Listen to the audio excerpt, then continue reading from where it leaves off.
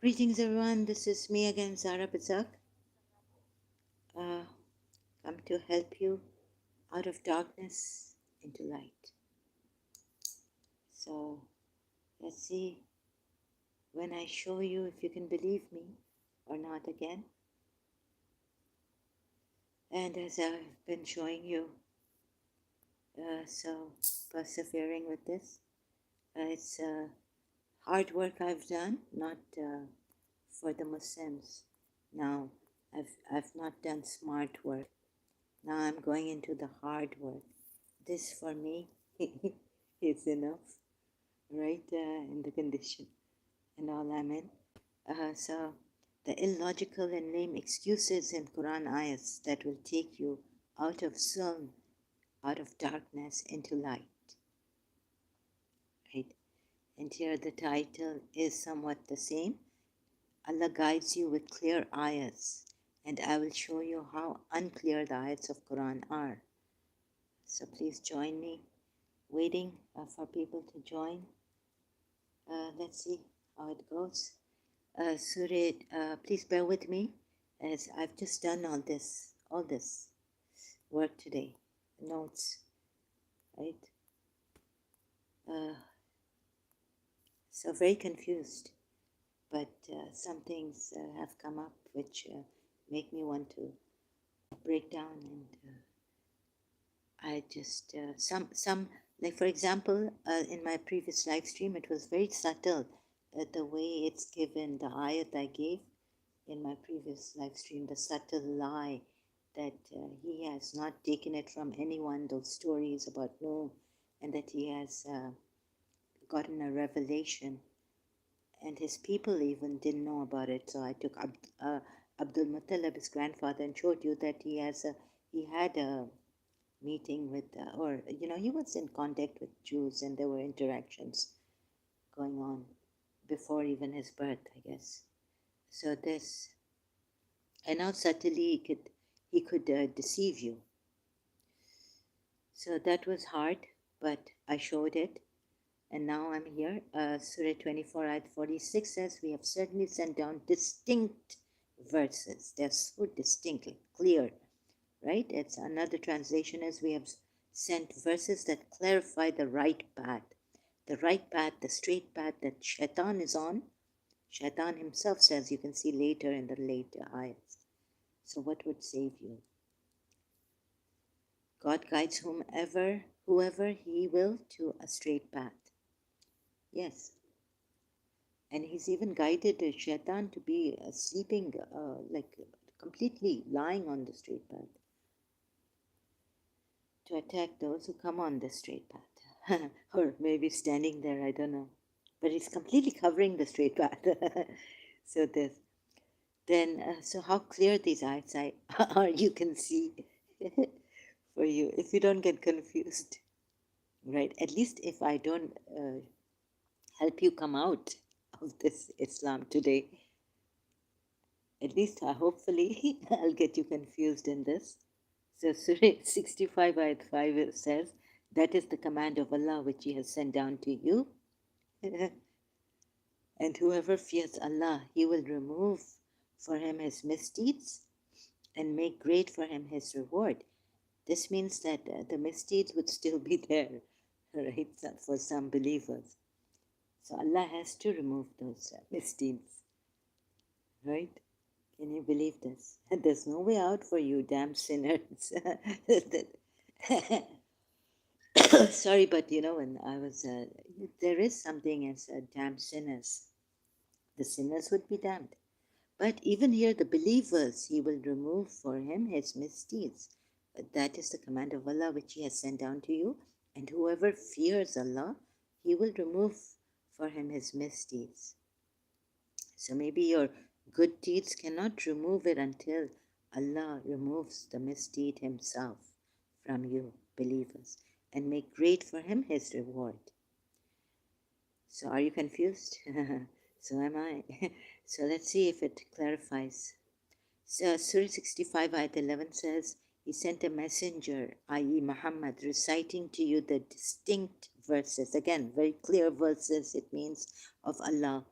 that he may bring out those who believe and do righteous deeds from darknesses into the light and darkness. Zulm. Zulm could also mean the darkness you're in, the ignorance you're in. So make you, get out of ignorance, darkness, zulm into light. This is what Bibi Fatima Zahra in her speech to Abu Bakr about Fadak said, that my father got you. What were you people? You were in darknesses and he brought you. So Muhammad brings you out of, recites to you the distinct, clear verses of Allah that he may bring you out. So Shias who are mourning today also for Imam Hussein, I apologize for this, but academically I will not be soft with you. Do righteous deeds from darknesses into the light. Be Fatima Zahra's son, you are doing azadari of Hussein. And whoever believes in Allah and does righteousness, he will admit him into gardens beneath which rivers flow to abide therein forever. Allah will have perfected for him a provision. You will get risk also. Perfected for you that. So this is Surah 65 ayat 11, right? The whole ayat. And then Surah 65 ayat 12 says it is Allah who has created 7 heavens.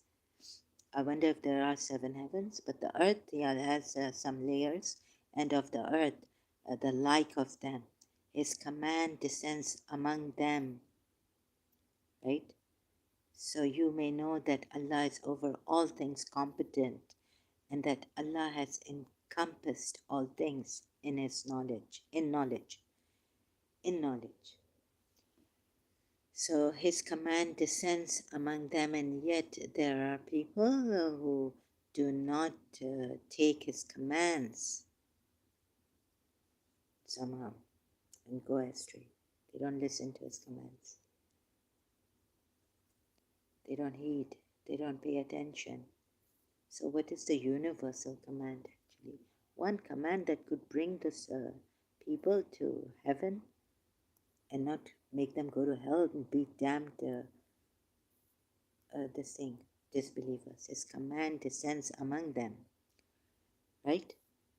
Now, if His command descends among you, you have to follow the commands. So the next surah of this, it's the next surah that says, "O Prophet, why do you prohibit yourself from what Allah has made lawful for you, seeking the approval of your wives?"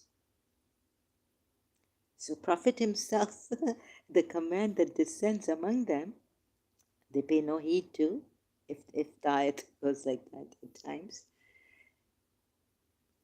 So you may know that Allah is over all things competent. You see? This Allah that encompassed all things in knowledge. After all this, it's just this next surah says that, Surah Tahrim ayat 1, "O Prophet, why do you prohibit yourself from what Allah has made lawful for you, seeking the approval of your wives?" He's gone against the command of Allah. Surah Maida ayat 87 also given to the believers about this. Not to prohibit what Allah has, the good things that Allah has made lawful for them. Then Surah 64 ayat 9 says, "The day He will assemble you for the day of assembly. That is the day of deprivation, and whoever believes in Allah and does righteousness, He will remove from him his misdeeds." Again, you see, even on that day, some believers, whoever believes in Allah, when He assembles you and does righteousness, He will remove from him his misdeeds.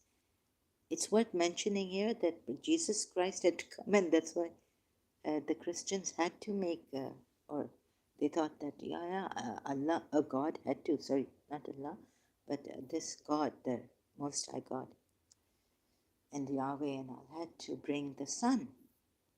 Because even then, whoever has believed and has done righteousness, he will remove from him his misdeeds. So if you were objecting there, demonstrating, please go see this ayat then. 64, Surah 64, ayat 9. Again, your misdeeds you can't, you're damned sinners. Some of the misdeeds. He will remove from him his misdeeds and admit him to gardens beneath which rivers flow, wherein they will abide forever. That is the great attainment. Of course, you would say it's a great attainment, and I wouldn't object to that, but the misdeeds still hanging on your shoulder, on your head, like a sword, are there. Then he says he will remove from him his misdeeds. Whoever believes in Allah and does righteousness, or has done righteousness, or has believed in Allah, it should be. Because on the day He will assemble you. So, whoever believes in Allah and does righteousness, He will remove from him his misdeeds. Now, you still have misdeeds on you. 64 ayat 10. But the ones, Surah 64 ayat 10, but the ones who disbelieved and denied our verses, signs, these are the companions of fire, abiding eternally therein. And wretched is the destination. So eternally therein, perhaps. Surah 64 ayat 11, no disaster strikes except by permission of Allah. Again, disaster doesn't strike you, but by the permission of Allah. And whoever believes in Allah, He will guide his heart. And how has Allah guided your heart? Oh, Maulana Sahab, we got, hamara dil aa gaya. Even believers telling Maulana Sahab that, well, we start to fall in love with this guy or girl and we want to marry her. Dil aa gaya. Maulana Sahab would say, no, how could your heart go astray? Believers, what is wrong with you, Mu'mineen, Mu'minat? That hamara dil aa gaya. That's in Urdu, they say that our heart has come on them. That means we have fallen in love with each other and we want to get married. But Maulana Sahib will say, look at the, go ask your parents. Maybe your father is 4 times married to a believer. And I don't know, dil aa gaya ya for pleasure, muta or misyar. For the Sunnis it is. Nikah, misyar, I think it's called. Or I don't know what, Maulana Sahib, please stop saying all that in the majlises I heard. Dil aa gaya, the heart came. So, Mu'minin, believers, how did your heart come on this boy that may not be righteous, may not be, but your prophet, even if the beauty pleases you, the good deeds please you, you cannot marry them anymore except for having them as what your right hands possess. Surah Azab, ayat 52. Not that, you help orphans and all this. So, okay, He will guide his heart. And this is the problem the Momineen, Mominat have also had, because I've heard Maulana Sahib saying something, ye kyun dil aa gaya? You should look at the piety of a person, not the dil aa gaya. Now we can't control our heart. How could it be that you cannot control your heart? And without thinking and all this, you have you fell in love without thinking. Dil aa gaya. Without thinking, you have fallen in love with this person. Maybe the Sunni parents will say, no, dil kaise aa gaya Shia pe? And how could your heart come on a Shia? And the Shia parents would say to their child, how could your heart come on a Sunni? Right? Don't you love Imam Hussein? So please start reciting this dua from, is it Dil aa gaya? I know the red mark I've made since you have led me astray. Oh Allah, guide me on the straight path. Where is it? No. Oh Allah, don't let my heart go astray after you have guided it aright. I think it's from Ali Imran verse that I cannot find. It's very below my notes. So I will be going there, right? So this Dil aa gaya, so you can pray. So the heart will be guided by Allah. He's promised whoever believes in Allah, Allah will guide his heart, and Allah is knowing of all things. So maybe we've done some, made some. There's something lacking in us as believers. We're not true believers.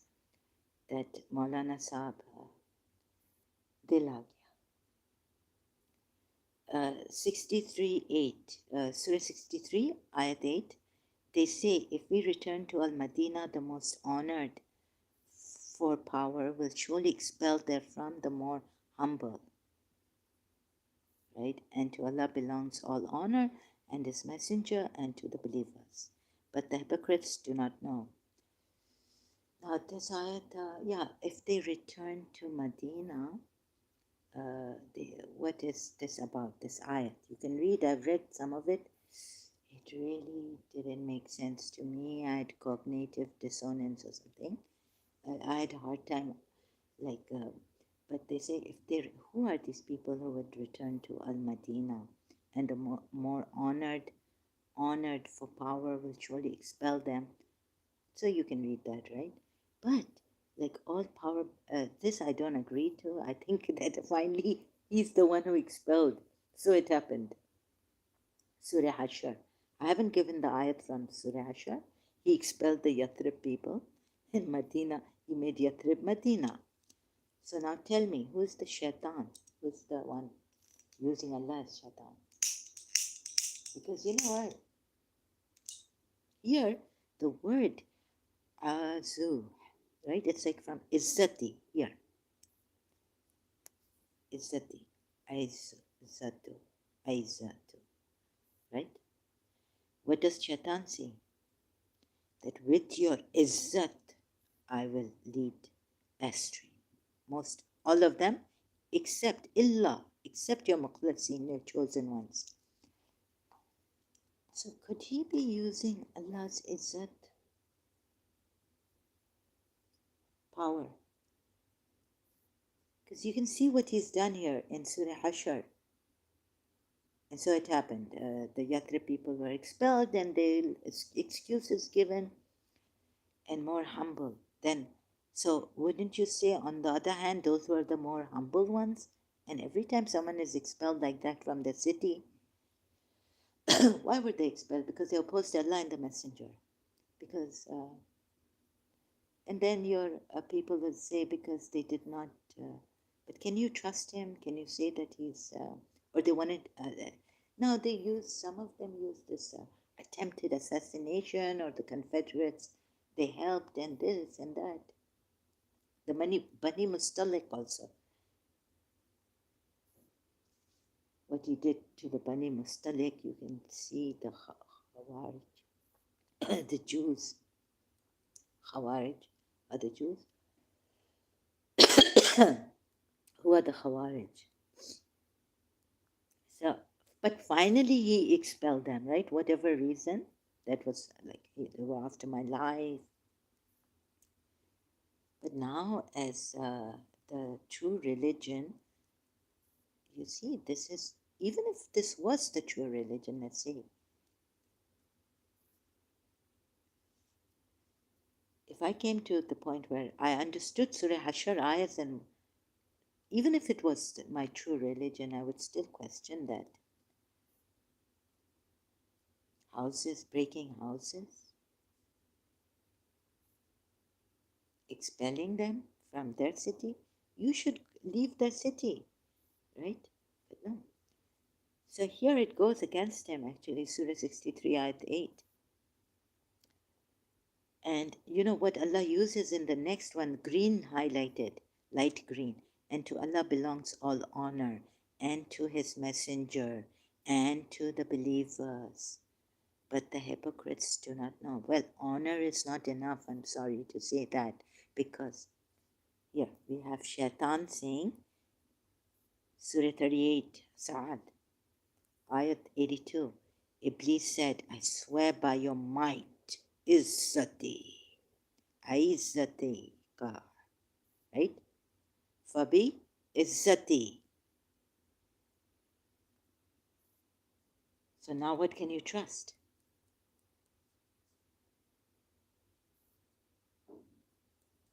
Like Shaitan is going to use that honor of Allah, the power which honor given, what is that? Which gives honor to people. He's going to disgrace them. He's going to come from behind, back, everywhere. Shaitan even sits on the straight path of Allah. By your glory I shall mislead them on. So you can see it. Now what can you trust? Who can you trust? If the believers are using Allah to say that all honor belongs to Allah and the Messenger and all this, why are you saying that those people with honor will expel you if we return to Medina? No, all honor belongs to Allah. And that's how they will explain, the Muslims will explain to you. All honor belongs to Allah and the Messenger and the believers. These are based because Shaitan has stripped them naked, disgraced them. Well, he also stripped naked Adam and Eve, your parents. In Surah Araf, we are told that. So don't let him mislead you, strip you naked, put you in shame and guilt.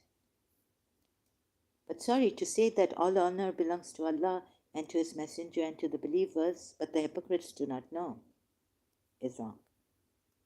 Because even Shaitan knows, and Shaitan is the biggest hypocrite, that all honor belongs to Allah. The hypocrites must know that all honor belongs to Allah. But they just are scared. They just may be scared of those powerful people, well known, they have fame, name, and resources. But how can the hypocrites do not know? Munafiqeen la ya'lamun. They don't know. In the sense that maybe deeply they don't know. But this in itself is what? Superficial ayats, I tell you. You look at it yourself. When you go deep into this, you'll see how superficial it is also, the Quran ayats. But of course, the hypocrites don't know. So, you know how subtly it can deceive you. And how deep you can go in your thought in this and say, oh, subhanallah, yes. What Zahra tried to correct me and say, you know how the hypocrites do not know. Because superficially, on the this worldly level, they would want to run away from these honorable people. Right, okay. Right, so, okay. So then, but what happened in Surah Hashar was that he expelled the Yathrib Jews and even made them break the houses, which is not equivalent to the harm done to you, and cut down trees and houses and expelling them from their city, not equivalent what the ayat says. So this honor by which belongs to this messenger and these believers and Allah, you can't trust, can you, anymore? Since I've been showing you how many errors in the Quran and all, contradictions. And can you even trust Surah Tahrim, Ayat 1, where a command of Allah comes on people, and yet he's going against the command of Allah. And one ayat says the command of Allah comes from above, from Allah. Surah 38 again, Surah, and ayat 82, Iblis said, I swear by your might I will tempt all, right? Or take another translation, Iblis said, by your glory I shall mislead them all. So who knows who's using the glory of Allah in the true sense? Shaitan even sits on the straight path of Allah. Surah Araf 16, ayat. Surah Araf 16 ayat, Satan said, since you have led me astray, I shall surely sit in ambush for them on your straight path.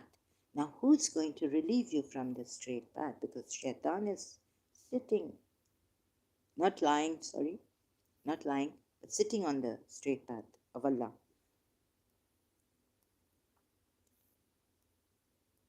Until my time comes, till the appointed day.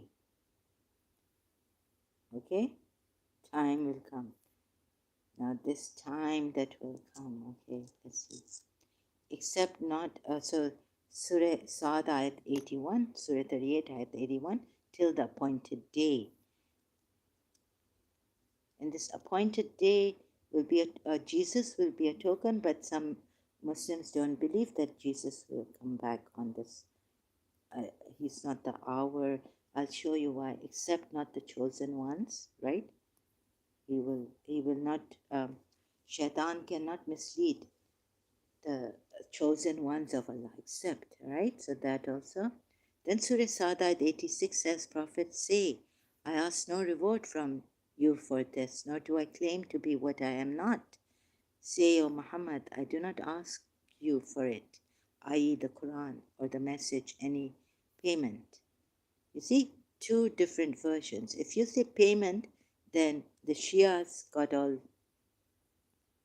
no, reward or payment, and I am not of the pretentious.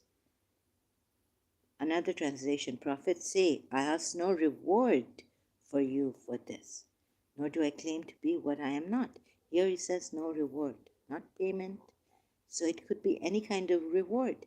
And the reward, then the Shia said that Allah changed his sign and said, Surah 42, ayah 23, it is that of which Allah gives good tidings to his servants who believe and do righteous deeds. Say, O Muhammad, I do not ask you for it, i.e. this message, any payment. Now a but comes in. So here they say that Allah added this for this prophet only. So can you imagine? Because you don't know what Ahlul Bayt are, his kin. Because when he left, he said, I leave you with two weighty things. First, the greater one is the Quran, and then my itrat from the Shia side. So they will be guiding you. So only goodwill through, i.e. due to kinship, my love of my kinship, love of my kinship, okay? Loving kindness, love for near of kin, reward, no payment. They will be guiding you after me. So there's been an abrogation. Like here, the prophet himself, no other prophet but he himself is saying, he doesn't know that God will later, God himself doesn't know, the all-knowing, since he stated it in Surah Sad 86. Prophets say, no other prophet, him, Prophet Muhammad, say, I ask no reward from you for this, nor do I claim to be what I am not, pretentious. But it will take, it's very subtle point here. The Shias, even the Sunnis, of course, they say love of generally, like you could love your family, believing family only, huh? Not the father is a disbeliever, like that. So, yes, but the reward has come. Not a payment, a reward. Ajr risalat. Ajr is payment. Reward, sorry, not payment. Only goodwill through, i.e. due to kinship. Like being good to what the Shia say is love for my means Prophet Muhammad's near of kin, Ali, Fatima, Hassan, Hussein. Because they'll be guiding you, so Allah changed it for the better. But here Allah didn't know that he would be changing it. But since he put here in Surah Sa'ad 86, what he put is that I'm not of the pretentious, right? Meaning, what does this word mean? It means, nor do I claim to be what I am not. So if he uses Allah to change this, so he should have known. Then he, according to me, he's pretentious. And he's using a wrong Allah, not the true Allah. But however, the Shias, Muslims will give you defense again here in favor of him. And they will be guiding you after me, right? They will, yeah, this part. So then whatever you decide, you decide. Shias and Sunnis and Muslims.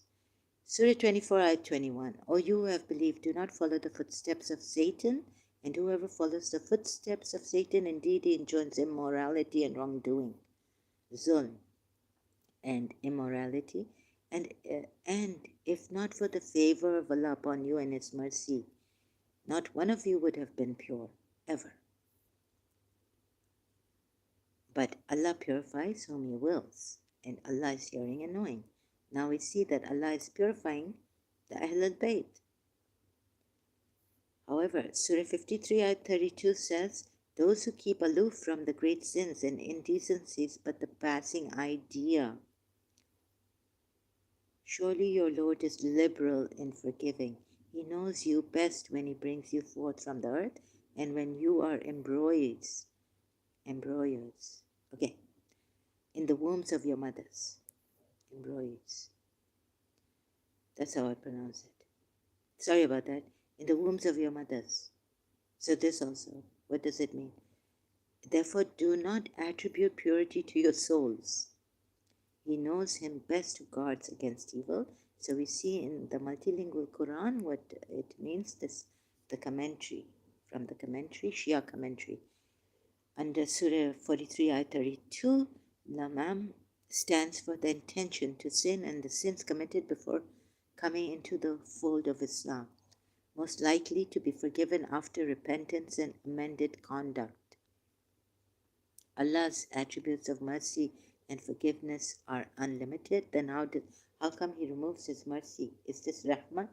In another ayat I've read out and done a live stream on, how can He remove His rahmat and say that you are ungrateful and all this when I remove my rahmat, mercy from you?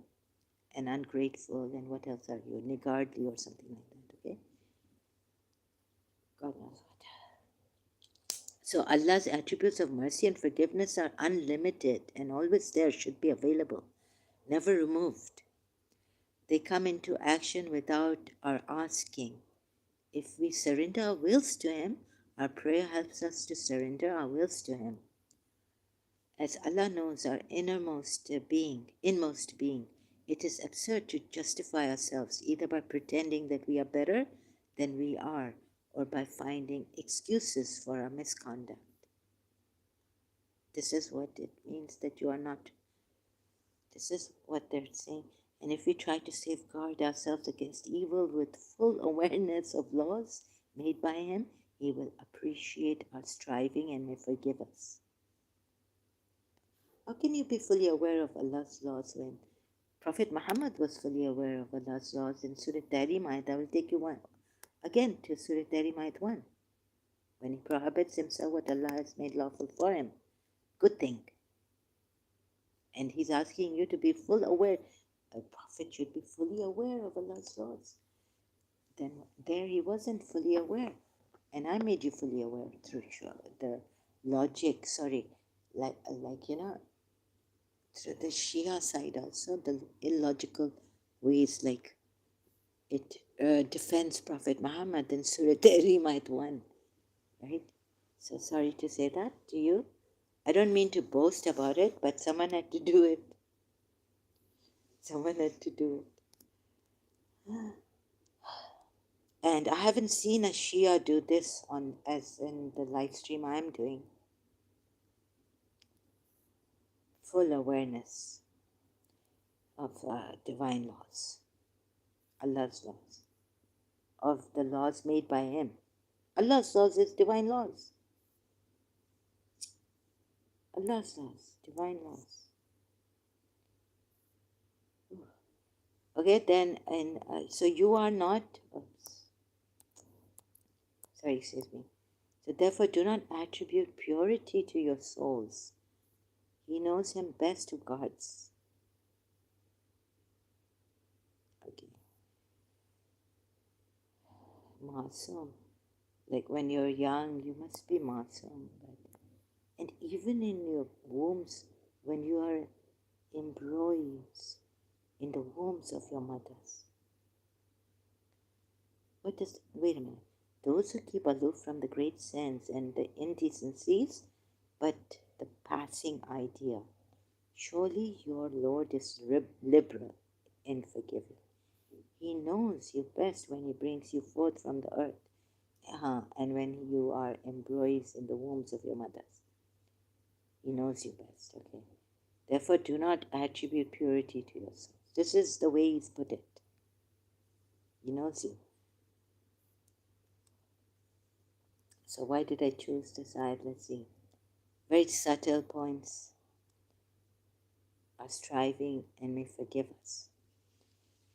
This is the way they've, none of you are pure.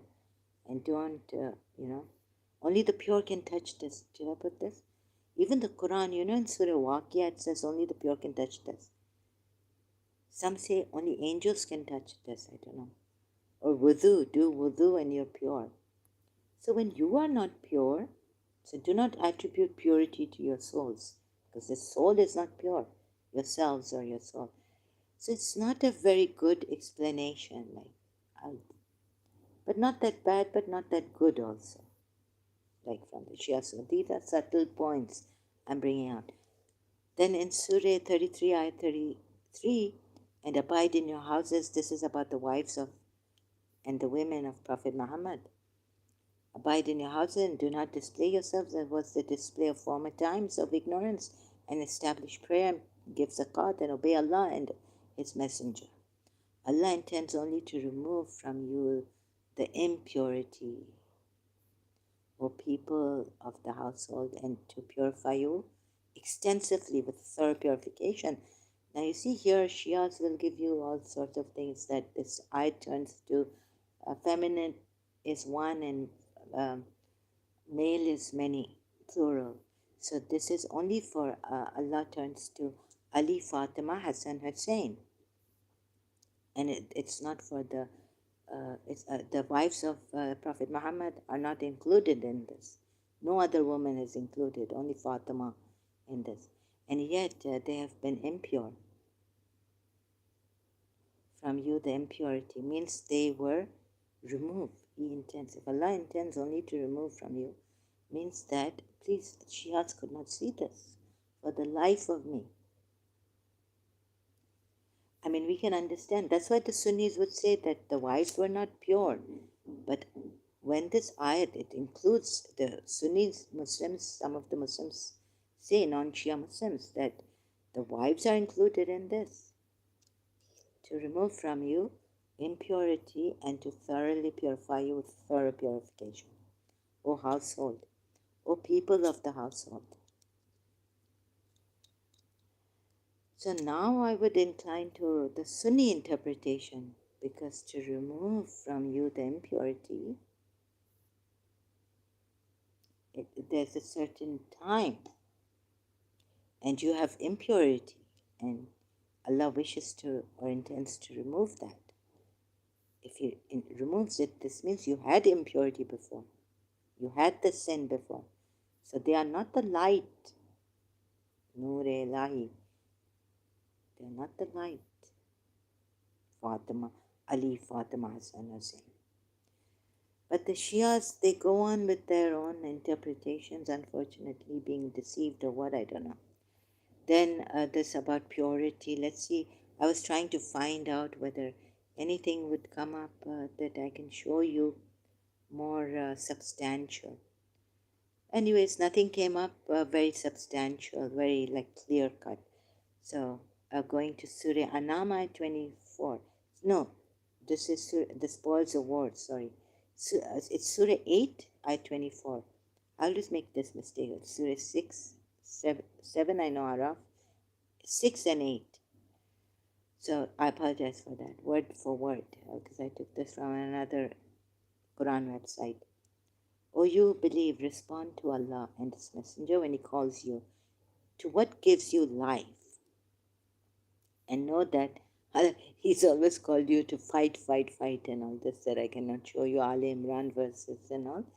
And as a Baduans, you will be, because if you don't help him, don't listen to him. So it's not like Shias that Imam Hussein Ashura night.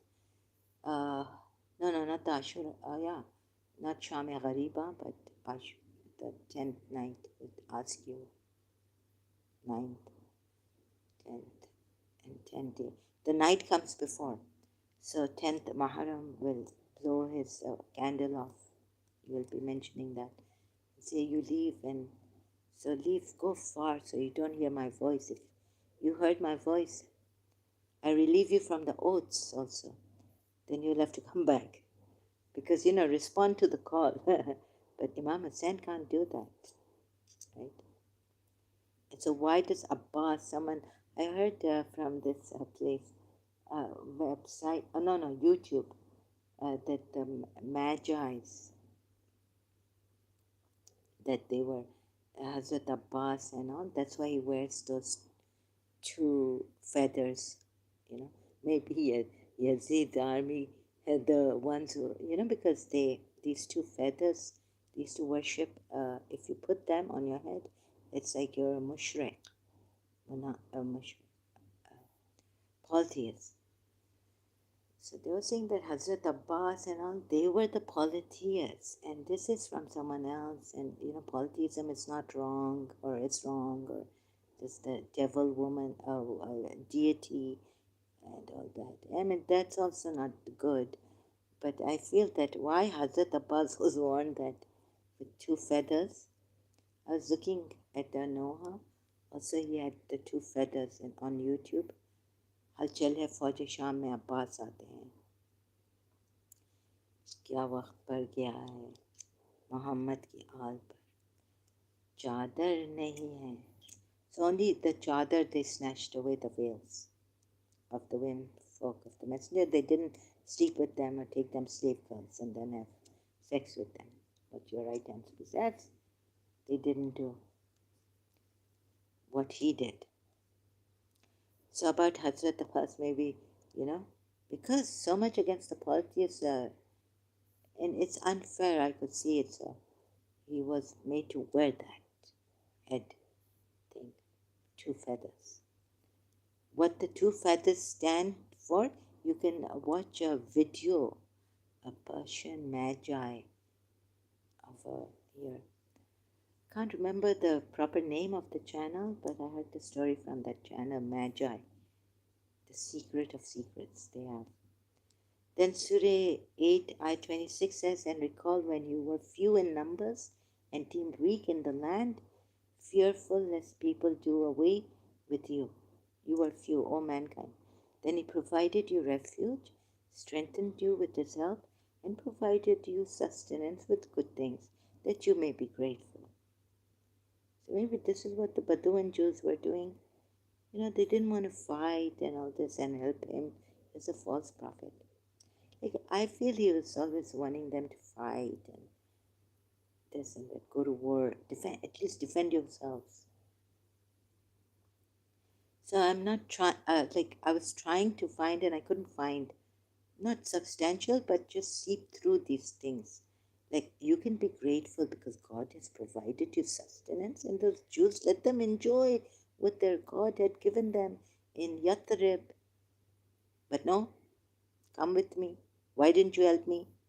Now you'll have to face this army, whether either they'll submit to you, or you'll have to fight them, or this and that.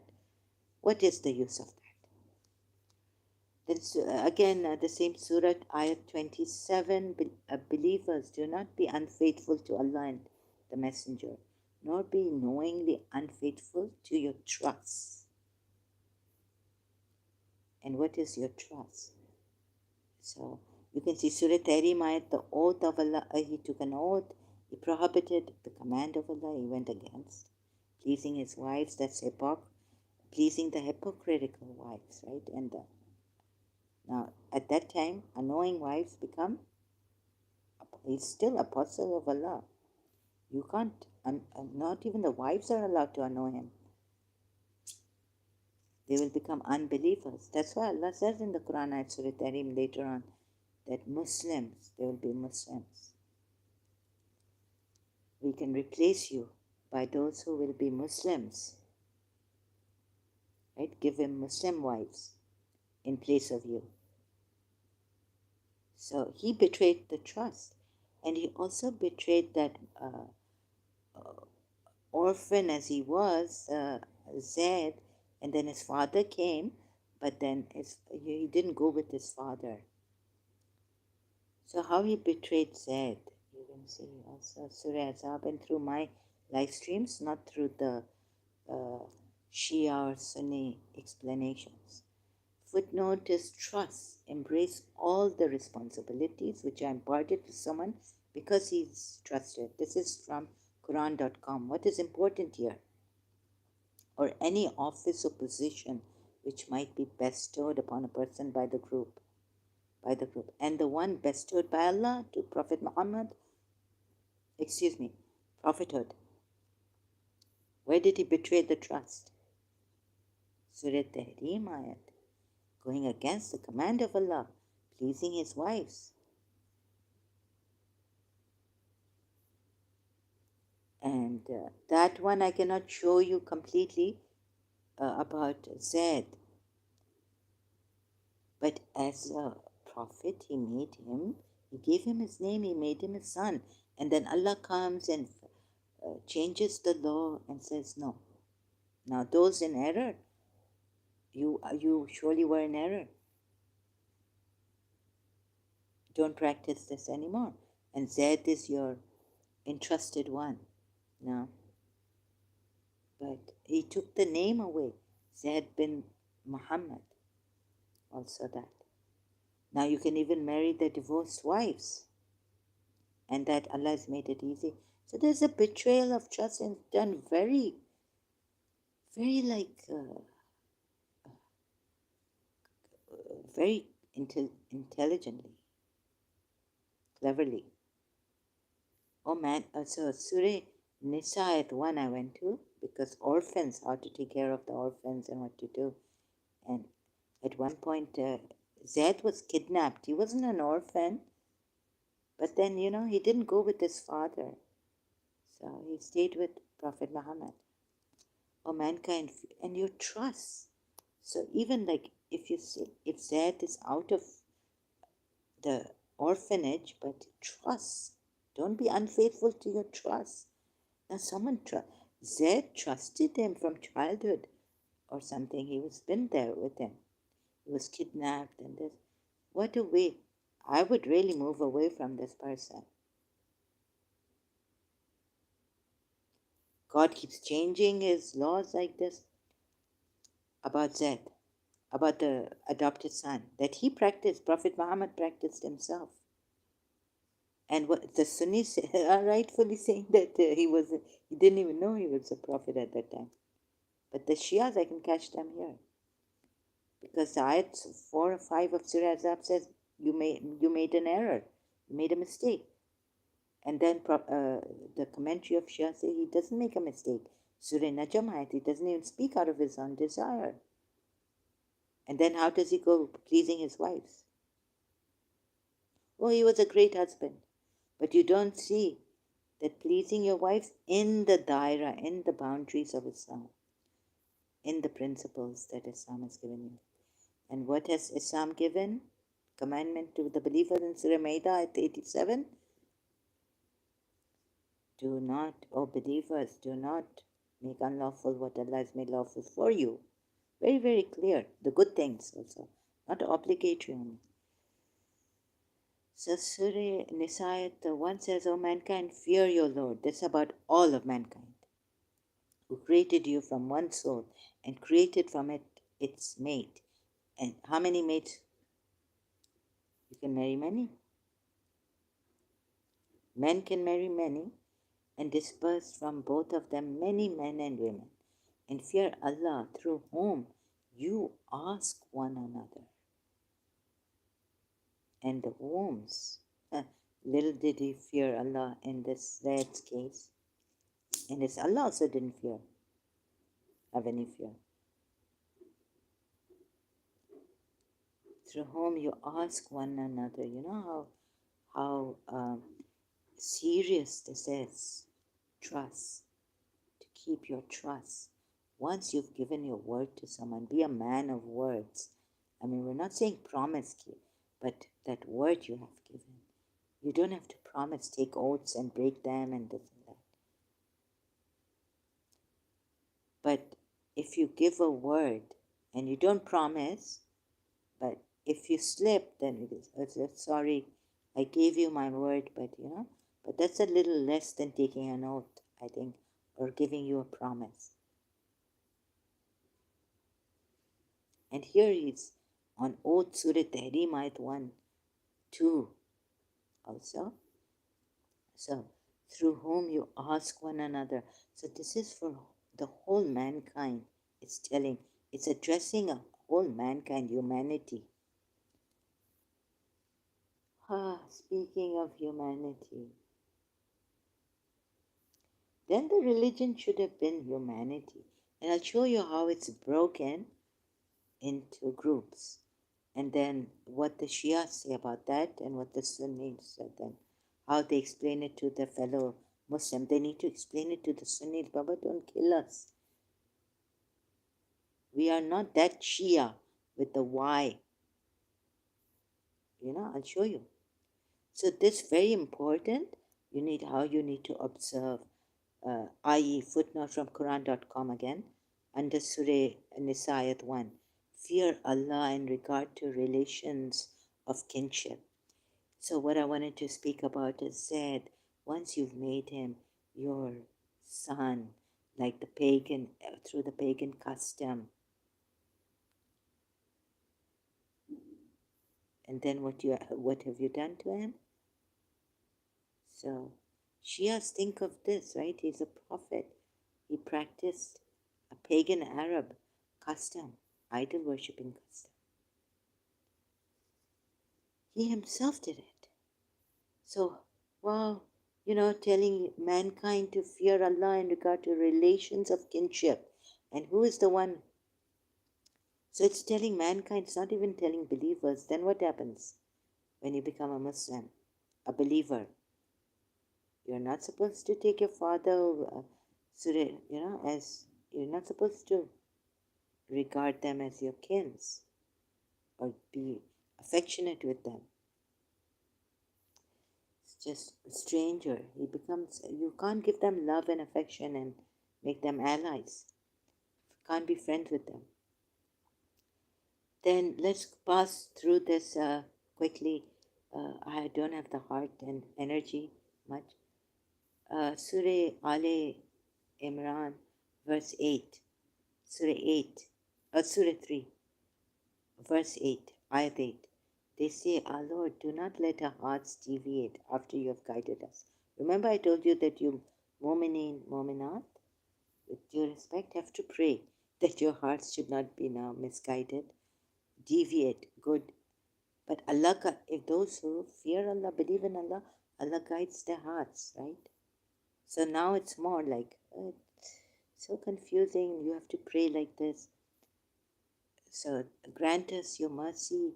You are indeed the giver of all bounties. Even praying for mercy. So you would say it's so humble. God has made us very humble. Okay? Right? God has made you humble. Praying like this, Surah Al Imran verse 8. But God has said there in that ayat that if you believe, if you fear what Allah, if you believe in Allah, Allah will guide your heart. But again and again you have to pray like this. That Allah guide your heart. You have to pray. This is one prayer in the Quran ayat. In the Quran. One ayat. That you have to pray like this. Our Lord, do not let our hearts deviate after you have guided us. Surah Anam ayat 6. They disputed with you about the truth after that had become evident. if they were being driven to death with their eyes wide open. As if they were being driven to death, they disputed. So there were these believers who disputed these people.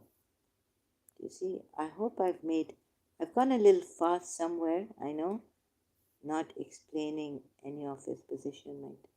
This, through whom you ask one another, O mankind. So wouldn't it be better if you had remained, another point here is, wouldn't it be better that you had remained in unconditional love for each other as human beings, one community, and just this, right? Through whom you ask one another and the wombs. So he made a big mistake. He made a big blunder in Surah Azab, we are told also. So I think mankind fear your Lord who created you from one soul. And you would, I don't know how to say it, but not a good, he didn't stick by his word, using Allah. Adoption, a Z against Z, and Surah Tahrim also, it doesn't come up to that man, prophet, a true prophet, who should be a true prophet, right? Doesn't come up to that. They disputed with you about the truth after that had become evident, as if they were being driven. So I've read this ayat now, driven to death with their eyes wide open. Surah 8 ayat 6. Footnote. When the people in question were required to fight, see, it's about fighting, they were disinclined to do so, for they felt that they were being driven to death and destruction. The condition is somewhat similar for the Shias, Imam Hussein. You see why Imam Hussein was led to the suicide of his, not to save his religion, but Yazid had to, and his army had to do this. Sorry to throw it on you like that today. You see what happened here? The condition is somewhat similar, for they are now required not to contend about spoils of war and wait for God's command as to how the spoils of war should be distributed. This verse could also mean that if Muslims obeyed God and followed the Prophet rather than their own desires, they would witness as good a result as they witnessed on the occasion of the Battle of Badr. On this occasion, too many were reluctant. Too many believers with them, Muslims, were reluctant to take on the Quraysh. So here the Shias come to Ali, Abu Zar, and very few Bilal.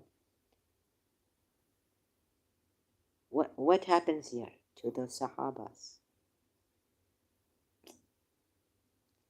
Maybe in another ayat it says God has forgiven them. God has forgiven the Prophet, the Muhajir, and the Ansars.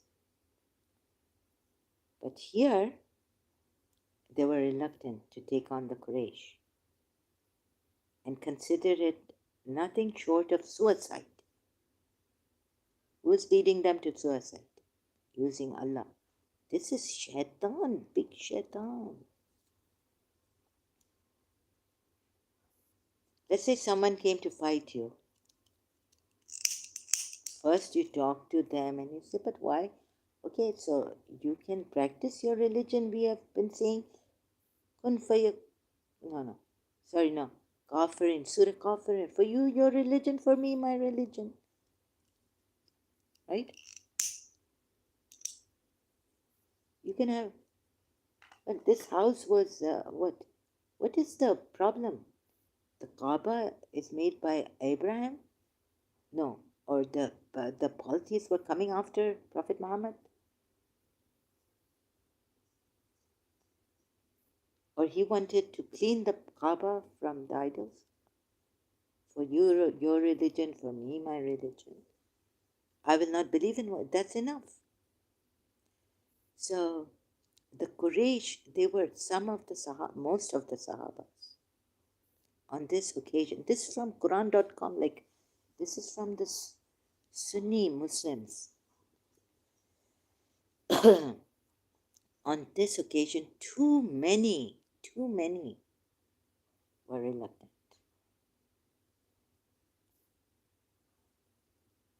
to take on the Quraysh and consider it nothing short of suicide.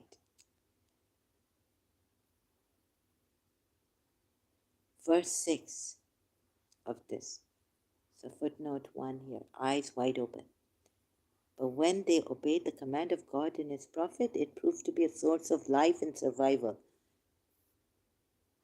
It says here. Incidentally, this statement in the Quran implicitly negates reports usually mentioned in the works of Sirah and Maghazi, and which suggests that Prophet and his companions had initially set out from Medina in order to raid the trading caravan of the Quraysh, and that it was only when they came to know that the Quraysh army was advancing to provide protection to the trading caravan that the Muslims were faced with the option of either attacking the caravan or the Quraysh army. Al Imran verses, I think it's or this surah. The Quranic version is quite contrary. Accordingly, from the moment when the Prophet set out from his house, he was intent upon a decisive. Okay, but they're saying this from coming the Sirah that they were attacking Quraysh's caravans. The Quranic version is quite contrary. That Ghalib Kamal and all us ex-Muslims give, saying that we don't trust in this, but we trust in that. That he was a caravan robber. The Quranic version is quite contrary. Accordingly, from the moment when Prophet set out from his house, he was intent upon a decisive battle with the Quraysh. God knows why. In addition, the decision as to whether the Muslims should confront the trading caravan or the army was taken at the very beginning rather than later on. So it doesn't, like the history given by these people doesn't go with what the Quran ayats say. A group of Muslims tried to avoid it and kept pleading for their viewpoint, even when a firm decision had been taken that Muslims would attack the Quraysh army rather than the caravan. So they didn't want to attack the caravan. Allah didn't want them to attack the caravan, but the army of the Quraysh. This group set out for the encounter with the view that they were being driven to death and destruction. So you need to be very well versed in this history to know what really happened and how to take it with the Quran ayats deeply. So at this time, I'm not so much, I'm not on that. But let it be, right? And let this be for now. And then, why did I choose this ayat? To tell you all this, right? What is they disputed? They were being led, so they thought they were being led. They were led to their suicide.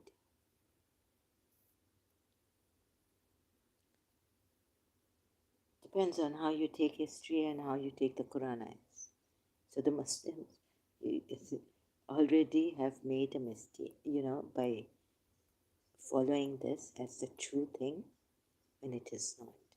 So again, I would take the history that says he was a caravan robber, not trusting in him to be a true prophet. And many live streams have done that I've shown backing with Quran ayats that he's not. So all this is wrong. So please don't get into this. These poor people were being thrown into suicide. So you wished for death and now death has come to you. You're seeing your death. This is what that ayat says. Another ayat in the Quran. Not to forget that ayat.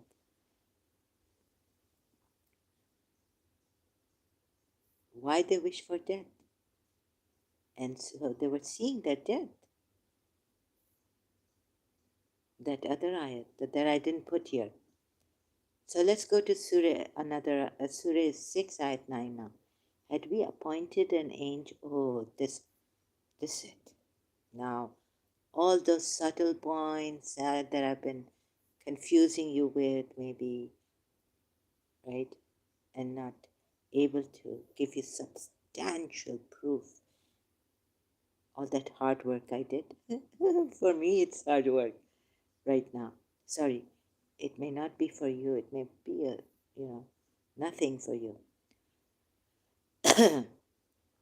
Now what's happened?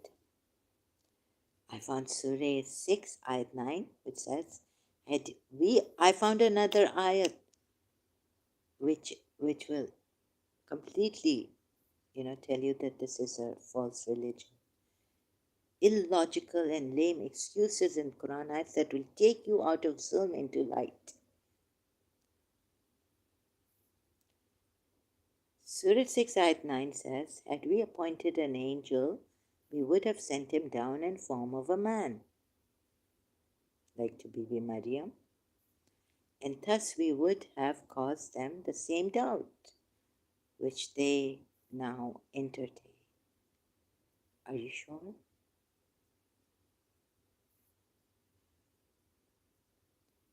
Are you sure you would have caused them the same doubt? Bibi Maryam had no doubt, but no one saw that angel. Remember, in the Quran ayat, it says she went into hijab, seclusion, and then we sent our spirit to her. Not even an angel. Here it at least says malaik, malakan. Right? So here the reason given against them that had we appointed an angel, we would have sent him down in form of a man. And thus we would have caused them the same doubt which they now entertain. God is assuming about, and you would say, of course, He's God, He knows everything, He knows what's in the embroideries. But have a look again at this ayat. Rethink. Footnote. Why did I put footnote here? From Quran.com, taking it. This is the second point in response to the unbeliever's objection. One possible form in which the angel could have appeared is in its true non-terrestrial form. It has already been pointed out that the time for this has not arrived. Huh? Alternatively, angels could have come down in human form. But this would have left the unbelievers facing the same difficulty as they faced with regard to whether the Prophet Muhammad had been designated by God or not. No, it would not have. When the Sahabas were disputing, what do you see? It says they were disputing when they asked, what do you see? And what is this? Surah Najm ayat. He could see the horizon. Who was he? Who was that person he was seeing? Form of what? On the horizon, Surah Najm. Only he could see it.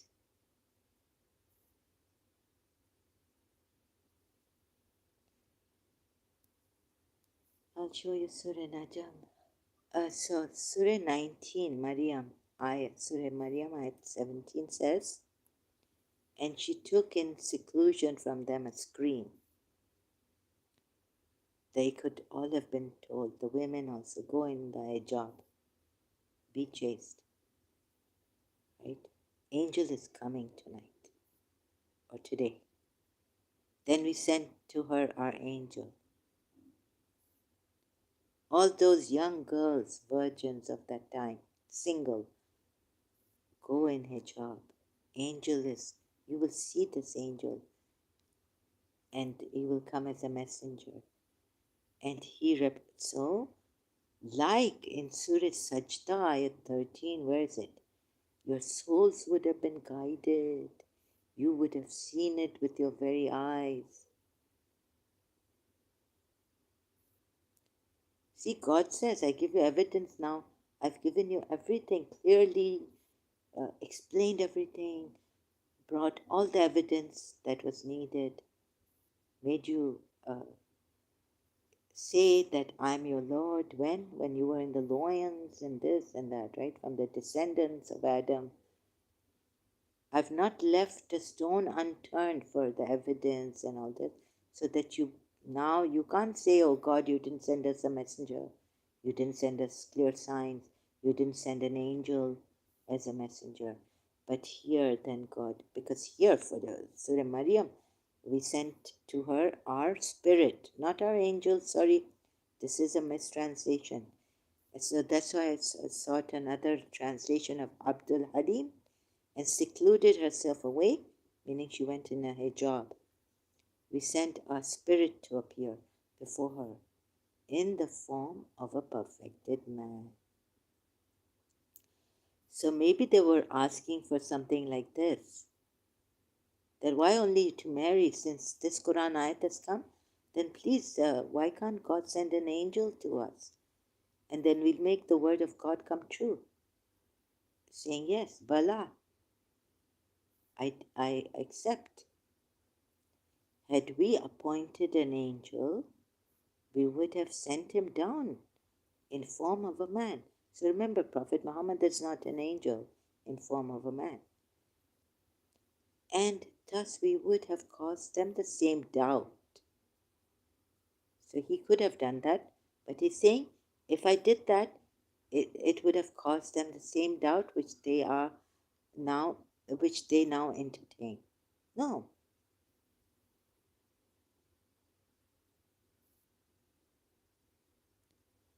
When Mary was sent an angel, our spirit, she said, yes, I accept, okay, but just don't come near me. I take refuge in Allah from, if you fear Allah.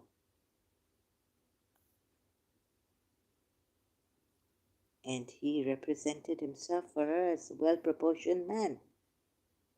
And yet, so maybe they asked for something like this and they were told, no, you would be in the same doubt. Because maybe you're not ready for this. Maybe later on. This is the second point in response to the unbeliever's objection. One possible form in which the angel could have appeared is in its true non-terrestrial form. It has already been pointed out that the time for this has not arrived. No, the time had arrived for this to Bibi Maryam long time ago, before Jesus was born. And you need to, this is an excuse, lame excuse. It's not right. Not reasonable. No, you bring down the angel and then say, look, we even brought down the angel. And yet, but by giving such assumptions, it's not right? From Allah, who says that I've sent you every evidence possible. You asked for this, I gave you this, I gave you this, I sent you a messenger. Now you have no other excuse to say, no, what we asked for was not given, the evidence was not given. So the evidence here was not given to them. Because you don't want that word of Allah to come true, that He will fill men with jinn and men altogether. Allah should not want His human beings to go to hell, right? Had we appointed an angel, we would have sent him down. But we didn't appoint an angel, so we didn't send him down.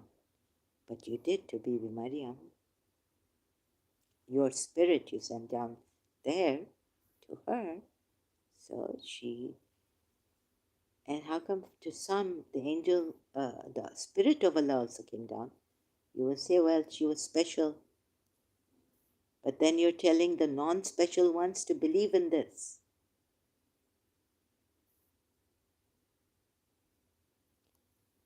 Right? So see this? This finishes the evidence on assumption. They would have, you see, he couldn't do this. I think it must have been the Ahl Kitab, or they would say, what else is there? But this would have left the unbelievers facing the same difficulty as they faced with regard to whether the Prophet Muhammad had been designated by God or not. It would not have. Not the same. How do you know that he's a false prophet or a true prophet?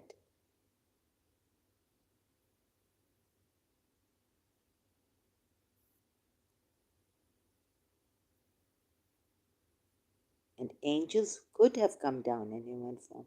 We are told in Bibi Maryam, Surah Maryam ayat 17, sorry, not Bibi Maryam, about Bibi Maryam in Surah Maryam ayat 17. Our spirit came down. So sorry I didn't bold this other translation. Our spirit to appear before her in form of a perfect man. So you can't say this, you have to be very sure that God can do this. So here is an assumption. I think God, he was not a true prophet where the spirit can come down to him and say that, look, I'm here now. You can see me now. I'm the one who gave Bibi Maryam this news because he's the last prophet, the seal of prophets. I'm here. And he's saying, confirm what is in your books. But you know, he also has the power, like we're told, the Imams after him, only with the Imam comes the Holy Spirit, no other person. So he could have, with the Prophet, the Spirit could have come down if he wanted the Spirit to come down. Of course, Jibreel gave him this. We don't need now. Now, what is needed is the Spirit for you to see the Spirit. It's very, very important because before look, believe in this before we obliterate what confirms what this confirms what's in your holy scriptures, Jews and Christians, before we obliterate faces on earth also, and then you'll go to hell forever. There's no forgiveness in Islam for those such people. Okay, right? So these two ayahs I'm showing you. If I haven't explained it properly, I'm sorry. So the spirit came to Maryam. And they say it was an angel, Gabriel. So many problems, even the Christians would tell you there are problems in Surah Maryam ayat 17 also. Whom you think is an angel, there's a spirit, Holy Spirit, Ruh al-Qudus that came down. How can you say it's Gabriel? Even they will, although in the Bible it says an angel came down to Mary. Angel came to Mary to give her the good news of a son.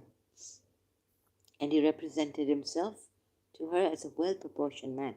Wouldn't it be unfair to these people to say, no, even if we send an angel down as a messenger, you would still be in doubt? You see how Abraham was also in doubt when the messengers came to him.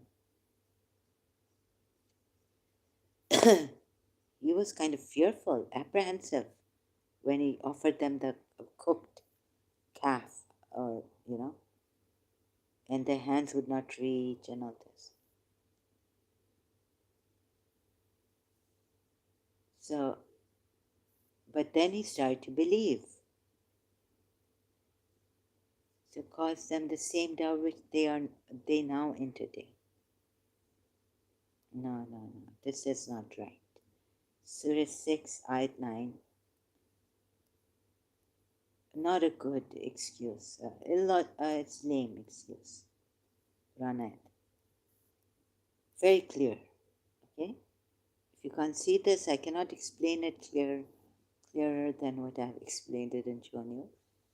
But I'll try my best. Later on, maybe come back to this ayat. Surah 6, ayat 65 says, "It is He who has the power to send forth chastisement upon you from above you, or from beneath your feet, or split you into hostile." Again, it is He who has the power to send forth chastisement upon you, of course, and from above you and from beneath you, your feet, or split you into hostile groups and and they came from below you. In Surah Azab, came from below you and behind, above. What above you? The Confederates. But it is He who has the power to send forth chastisement upon you, from above you or from beneath your feet, or split you into hostile groups and make some of you taste each other's violence. Behold how we set forth our signs in diverse forms, so that maybe you will understand the truth. Hello? And these hostile groups, sects, you know what it is? Shia. Now, I was told in a majlis, in my Shia majlis, I remember it very well, the Shia of Firon is different. The Shia, the word used in the Quran is different. So, and the Shia of the evil people, group, leader, is, see, it's written in a different way. These poor Shias try to explain it to the Sunnis that we are not the Shias. We are, but like Abraham was a Shia of, but this is not with a Y.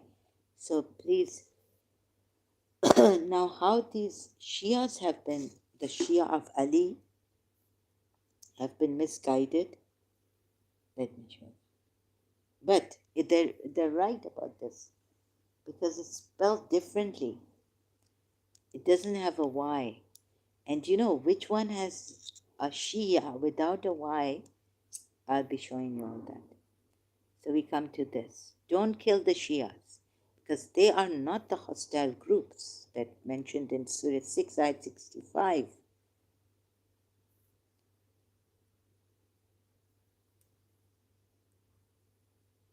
So you become sects and make you taste the violence of one another, to confuse you, so you become sects. Who confuses you? Shaitan, right? And see how it has made it so unclear that some fellow Muslims go killing Shias. Because they do this. They take this Shia. This is not the Shia they should be taking. For Abraham even, or for Ali's Shias. This is with a Y. Do you see this here with a Y? And this Shia means the devil's party. The devil's sex. Okay? Then,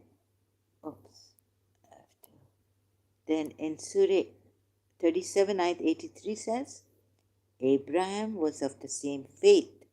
Here, Shi'ati, Shia, without the Y. It's a slight different variation in pronunciation also. Shia of Nuh. Abraham was it meaning? Abraham was a Shia of Nuh. This is Shi'ati. Now this is what the Shia Zakir Maulana was telling us in one of the majlises. So this is not bad. This Abraham is not the Shia of Allah. Here we are told Abraham is the Shia of Nuh, party of Nuh, group of Nuh, same kind, faith, whatever you put. right? How it has confused you. And it's right, I checked each and every part of this Shia. You see, again, here in Surah Qasas, Ayat 4. Indeed, Pharaoh exalted himself in the land and made its people into factions. This faction, Shia, is with the Y. You see this? There's a slight variation, not Shiva. Oops. Right? It's with the Y. Bold. I've put it here in bold. Shia. But I think it's pronounced the same. Maybe the Shias pronounce it differently. Shias of Ali. So factions oppressing a sector among them, slaughtering their newborn sons and keeping the females alive. Indeed, he was of the corruptors. Please notice this, Muslims, Sunni Muslims. This is a different Shia.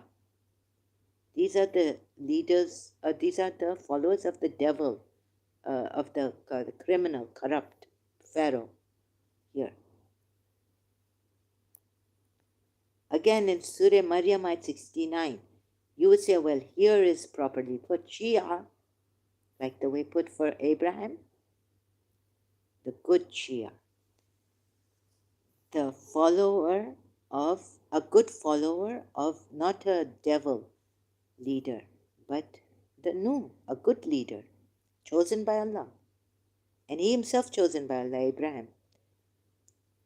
You would say, but in Surah Maryam, ayat 69, it says, and then we will draw aside, yani extract from each party. It doesn't mean this party is bad, but from each Shi'ati, each party, those who were most rebellious against the most compassionate Lord. So that's why it's put Shi'atin, Shi'ati. You see? I hope I can explain this properly to the Muslims, so they don't go saying, oh, the Shias are evil, followers of evil. No. You see, who are they, the followers of Ali? Fellow Muslims, I'm saying. So here Allah puts Shi'ati, it's because they could be the followers of Ali, the Shias of Ali.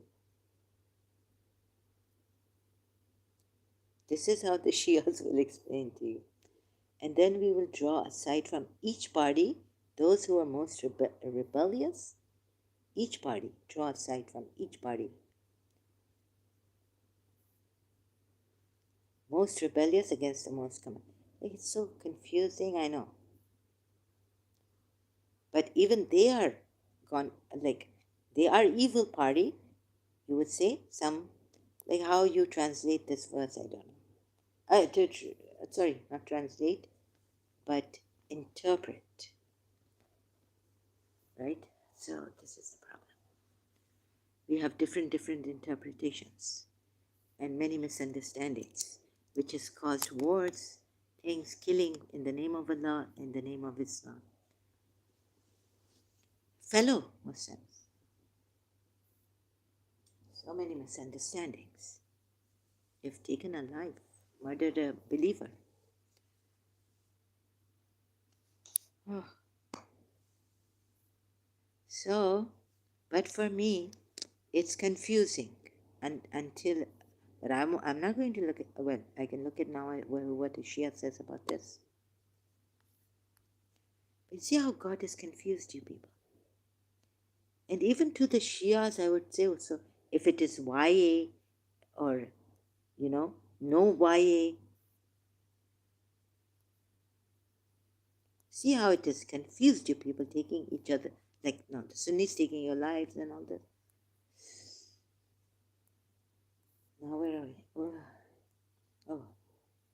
So, okay, we have more. Surah 6, ayat 40. So I cut myself short over there. It's so confusing. What is this? Anyways, the Shia think they've worked it out and they will be the Shia of Ali, like Hazrat Ibrahim is the Shia of Nuh. Now, Surah 6, Ayat 40. Say, have you considered if there came to you the punishment of Allah or there came to you the hour? Is it other than Allah you would invoke? If you should be truthful. Right? So, would you invoke other than Allah? Because Allah is the only one who can chastise you and who can punish you. No. They're the believers who can punish you too here.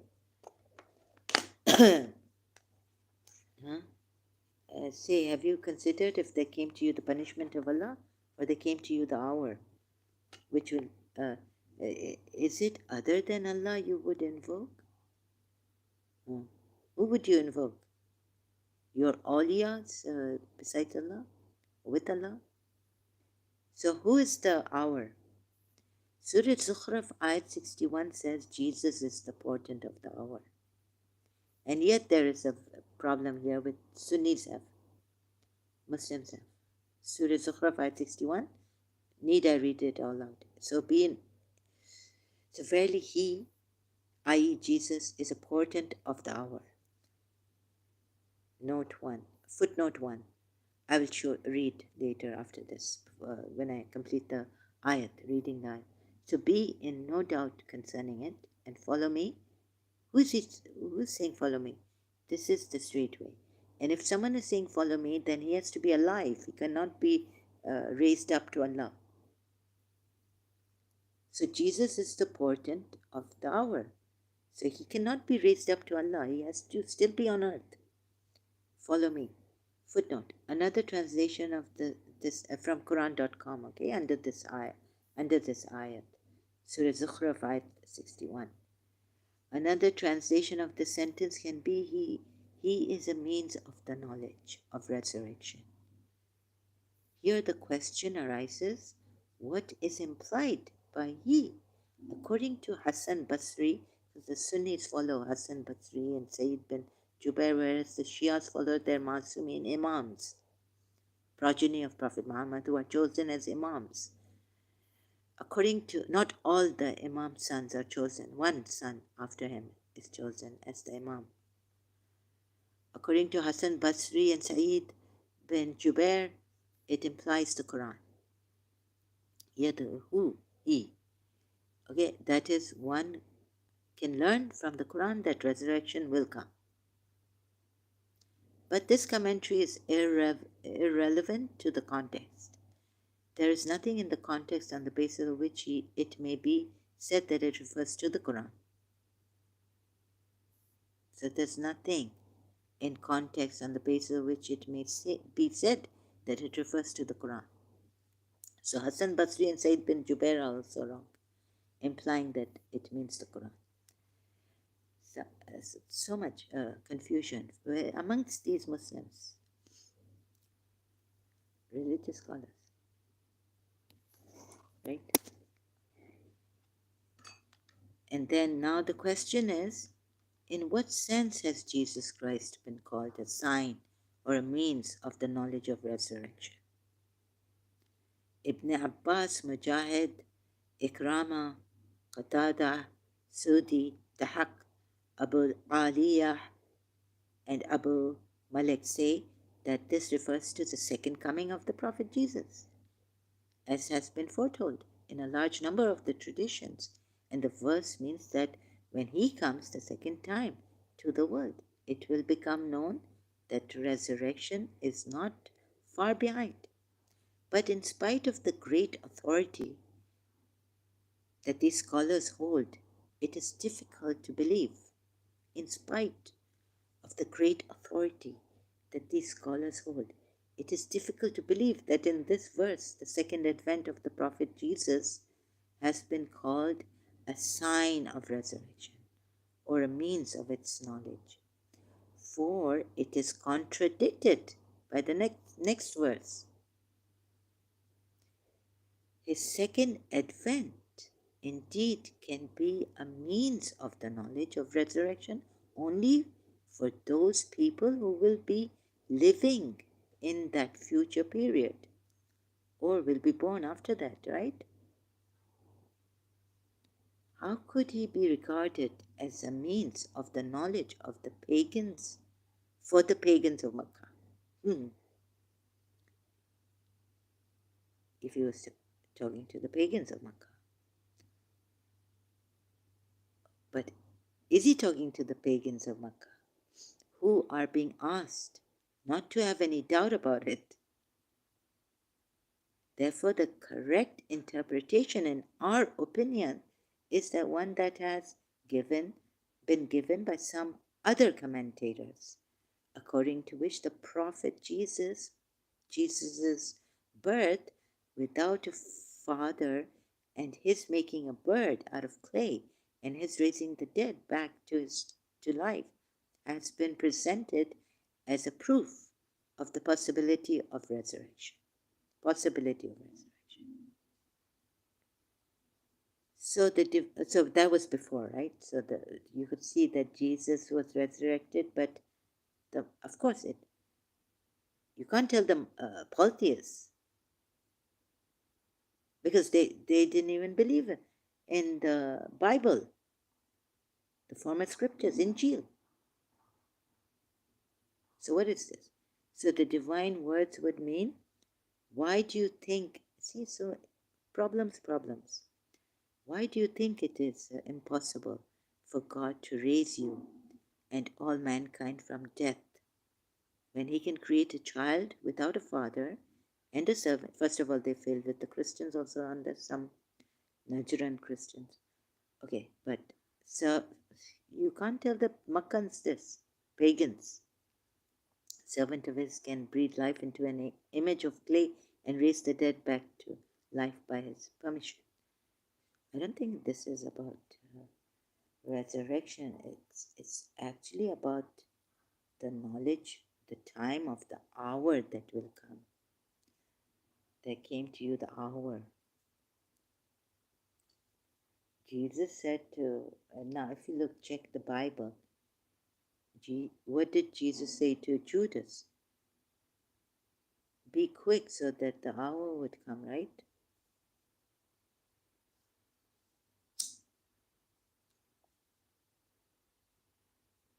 So it is about Jesus' second coming, but this whole messed up, I tell you. It's messed up. Verily, he is a portent of the hour. Who is the portent of the hour? So be in no doubt concerning it, and follow me.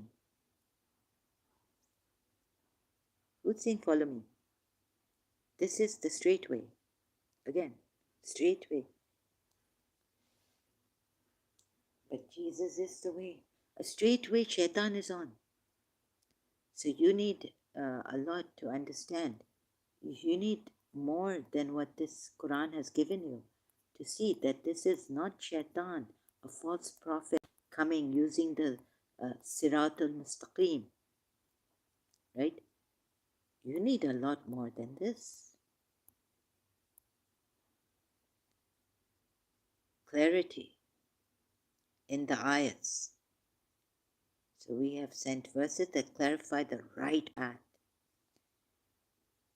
God guides whoever he wills to a straight path. So you need to better be sure, because Shaitan has said that I am on, and I won't say what the Shia say, that who can help you be on the straight path. Not only Surah Fatiha, but who are those blessed you have to follow, not the cursed. So you need that Imam always, like a guru, but chosen by Allah. And how will you know that Imam Ali and thereafter the Imams are the true Imams? When this has failed, when Prophet Muhammad, when the Quran has failed, fake all this. You see how so many problems here belongs all honor. You see, by your izzati, I will mislead everyone. And what happens? What happens when this happens? Let me tell you. And so I showed you this I've shown you this ayat also. The one who brings Allah to witness in his heart. And you know, Allah intervenes. Did I show you that between a man and his heart? Or did I go to when I was doing? Allah intervenes between a man and his heart. So here you need to stop the heart, Allah, and his heart. So this I left out, I think, or I put it there, but no, I don't know. Can't be sure. Know that Allah intervenes between a man and his heart, and that you will be gathered to him. You who believe, answer the call of God and his messenger when he calls you to what gives you life. Yes. Yes, this I've given you, right? Between the person and his heart. So call Allah to witness. Please, Allah, come, right? You are in my heart. You will intervene in my heart. Between a man and his heart, he intervenes. Allah can intervene. So what has happened? Don't make me like this one, because this is very, very Surah Baqarah at 204 and then 205. There are some hypocrites, and of the people is he whose speech pleases you in worldly life. And his speech pleases you in worldly life, I don't know. And he calls Allah to witness as to what is in his heart. Yet he is the fiercest of opponents. Please you, Prophet, life of this world may please. There is a kind of man whose views on the life of this world may please you, Prophet. He even calls on God to witness what is in his heart. Yet he is the bitterest of opponents.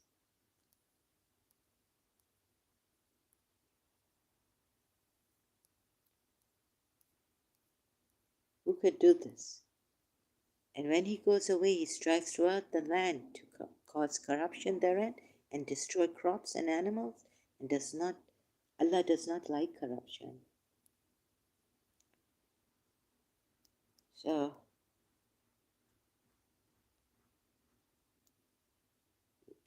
Allah doesn't like corruption. No, and when he turns away, he strives in the earth to spread corruption in it. Fasad, and destroys the crops and progenies, not animals, progenies. Here it says, Nasal. It could be of animals, it could be of human beings. Why didn't they put human beings Nasal here? And Allah does not love corruption. I mean, in the translation, animals, haywan, livestock, or human life. Abul Ala Maududi. So I've proven in one of my live streams, many, he killed Yathrib, breaking houses, expelling them. Surah Ashab, you can see, killed, taken captives. What else is there? And moreover, you would tread on land that is not yours, but you will inherit that land too, that you tread on. Moment, Surah Ashab has 27 or something, I don't know. Right? But no, don't take land. Why take land? Spoils of war. You know what spoils of war? You've taken despoiling. No, it's spoiling. You've taken their spoils. Which prophet would take spoils of theirs? Raise crops, human life, even though Allah, whose testimony he invokes, does not love mischief. Abu Hala Maududi is quite clear on this. And it is said to him, fear Allah, pride in the sin takes hold of him. Sufficient for him is hellfire, and how wretched is his resting place. You see, he even like invokes Allah. He's only invoking Allah and no other. This is dangerous stuff. You can't know. Very thin line. Where the Prophet Muhammad, are they talking about you Muslims who only invoke Allah, but then you go killing people in Allah's name alone? Not even Muhammad's name. Sometimes in Muhammad's name, and there's blasphemy against Muhammad. But if Quran burning comes, then you'll kill. If someone blasphemes against your Allah, and you kill Shias because of Allah, because Allah to witness, He calls invoking Allah alone and no one else. And you are the fear. I found the Sunnis the fiercest of opponents because you would not listen to the reason of the Shias, the evidence that the Shias have.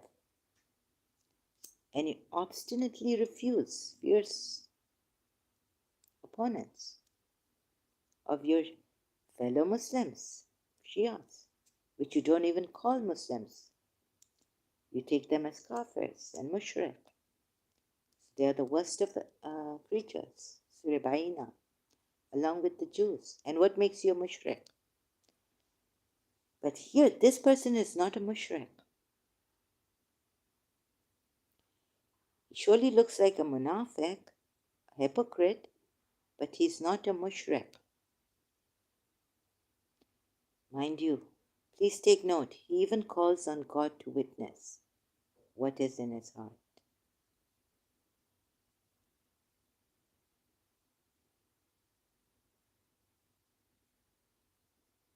So Allah has given, you would say, freedom of choice.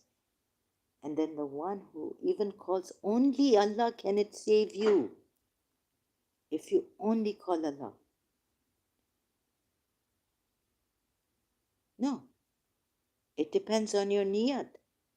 Even calling on Allah alone can make you a tyrant, can make you a bitter animal, worse than animal, a beast of some kind. And when he goes away, he strives a devil. He strives throughout the land to cause corruption. You see, he's the one who called Allah alone, tells you to call Allah alone. Because Allah alone does not say in that high realm. He says, bow. He tells the angels, commands them to bow to Adam.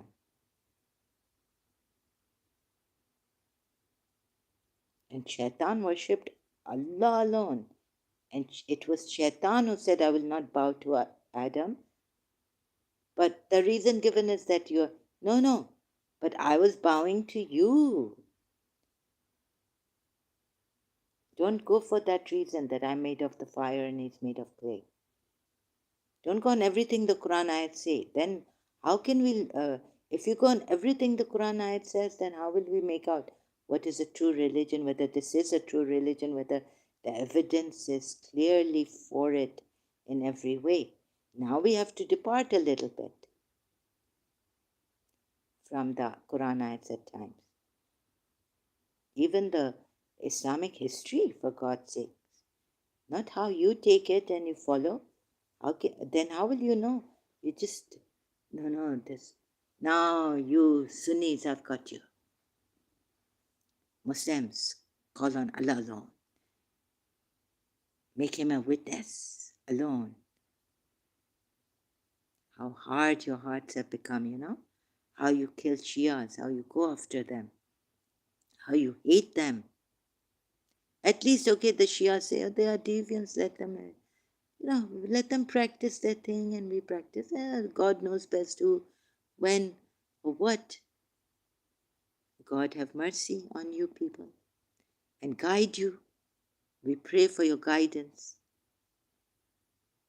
Shias would say that, right?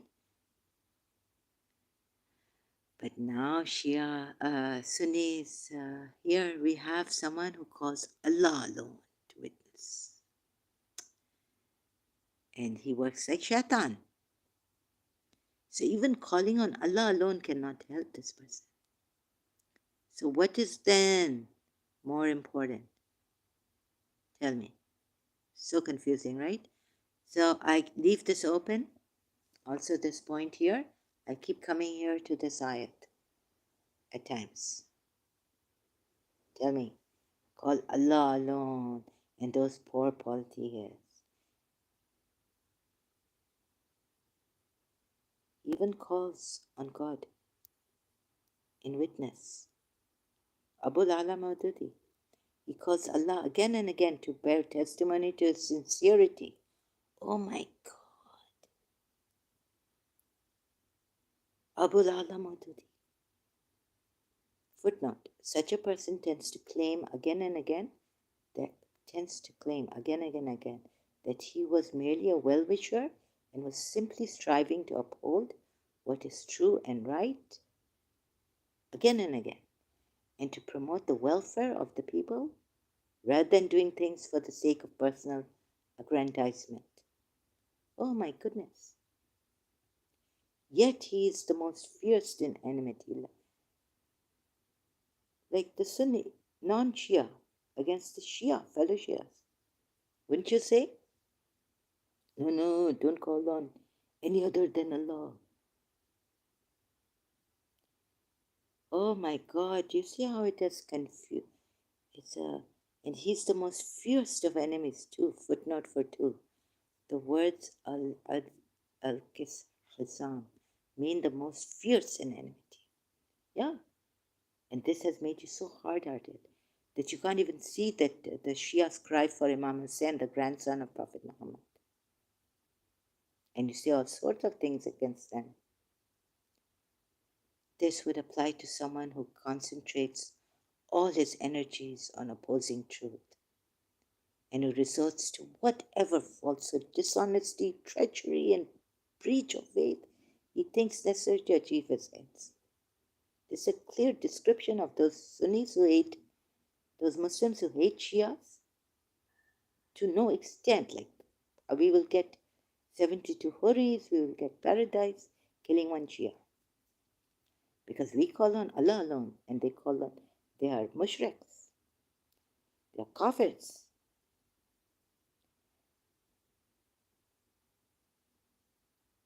Here we have a description of the one who calls Allah again and again to bear testimony to his sincerity. And this Allah is not stopping him, not giving him that soft heart. Why? Why? Call on Allah alone, be a Muslims. This is not at all acceptable. This is atrocious. This is I can't believe this. Okay? How can he's calling on Allah alone? It should make him a good person. He's not doing shirk. Calling on besides Allah, other than Allah. Now what is this? We are trapped in this nonsense. This way also that way also that. What is this? I mean, you know what I mean? Put words in my mouth now. I mean, calling on Allah alone, God is not doing anything to him. He's letting him have his way. Better to call on an awliya. Maybe your heart will soften. That's why Yazid gave Hussein to the Shias. And Imam Sajjad and Bibi Zainab, that your hearts will soften.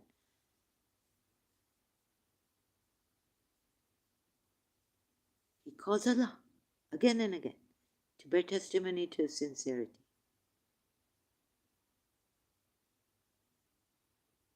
So now tell me, there in the Maidan battlefield, Yazid's army is praying only Allah alone.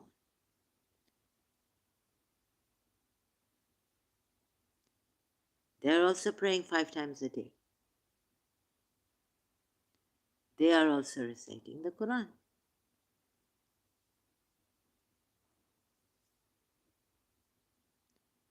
And if this doesn't soften your heart, he calls Allah again and again to bear testimony. This Allah is not calling on any other but you. If you're not going to stop him, who's going to stop him from fierce enmity, most fierce, bitterest? And when he goes away, he strives throughout the land to cause corruption therein.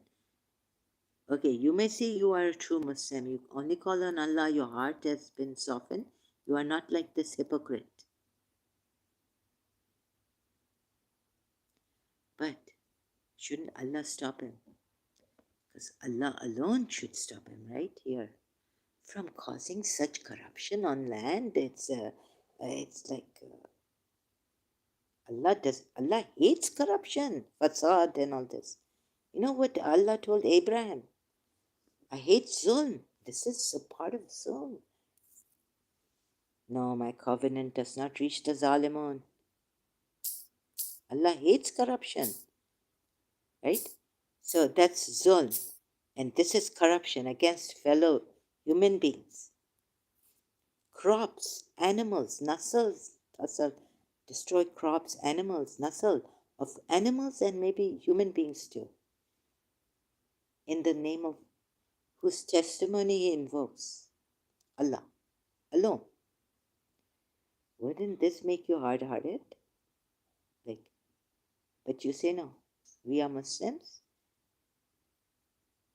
Maybe what is safe do is I bear witness that Muhammad is the messenger of Allah, and Allah says, send blessings on him, and you've taken him on the same level as Allah at times, just not a creator with Allah. Maybe that has saved you. But no, you will go killing the Shias and questioning them and fiercely hating them. You can't stand the sight of Shias. You can't smell the blood of Shias. Some of the Muslims. So you see,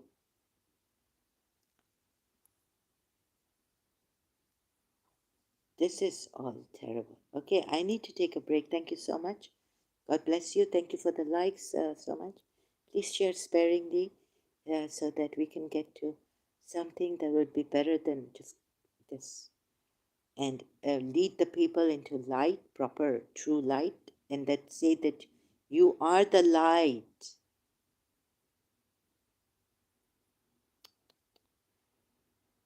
So please enhance, please activate that light being that you are, that the foreigners have written books on, some of them about you are the light beings of light.